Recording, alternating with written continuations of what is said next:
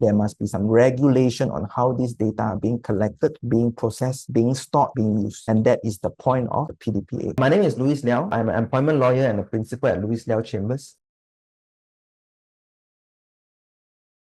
Why do we need PDPA? Why is it important that there is this law? What is the point of this law? Data is not just data anymore. It's just not some numbers, it's not some words. Data can be used. In fact, somebody say data is a new gold. You have a lot of data, you can actually influence the world, you can control, you can build a business, you can take down a business, you can build a person, you can take down a person if you have data. So data can identify a person, can predict a person, what he will do, where he will go, what kind of habits does he have, what kind of shopping he will do. Data can be used to control you. For example, if you know your spending habits, we know what kind of advertisements to do to you, we know your background information, we know what kind of price to give to you, insurance, whether we should cover it. All this is based on data. And of course, if you got data, it can be used to exploit you. Can have scams, identity theft, we can profile you. Maybe this kind of person with this kind of a background most likely will commit this crime, so we need to double check this person. Data can be used for a lot of purposes. So if these data are not controlled, not regulated, anybody can use the data however they want, then it will lead to problems. So why we need PDPA? PDPA is to make sure everybody knows what data is being collected from them, have a certain control on how this data is going to be used, be kept, be shared, be processed. You can correct it and assess it. You can say, oh, I want to remove this data. I want to change this data about me. And of course, this PDPA also governs how this data has to be stored, make sure it's secure so that there can be no misuse, no breach, leakage of all this data. So because these data are so valuable, this data can be used in so many ways. This data can be used for good ways, can be used for bad ways. There must be some regulation on how these data are being collected, being processed, being stored, being used. And that is the point of the PDPA. So you must understand the logic, you must understand why this PDPA comes about in the first place. Then you will know how to understand the rules and how to apply the rules moving forward. Now, coming back to the workplace, what is the workplace data, employees data that is very important, and why PDPA is also important at the workplace? Employment is, number one, a big part of anybody's life. Your career, your job is a big part of your life. And secondly, employment is also something that is very sensitive. There is very high trust and high vulnerability. A lot of us associate our employment with a lot of who we are. What kind of job we do is a representation of who we are. So employment is a very big part of our life. Employment-related data is therefore very important to all of us. For example, salaries, debts, medical conditions, MC, medical claims, performance and misconduct, emergency contacts, dependents, political leanings, union activity. These are all employment data that the employers know. By virtue of you joining this company, by virtue of you working with this company, your employer will collect and know all this information about you. Your salary,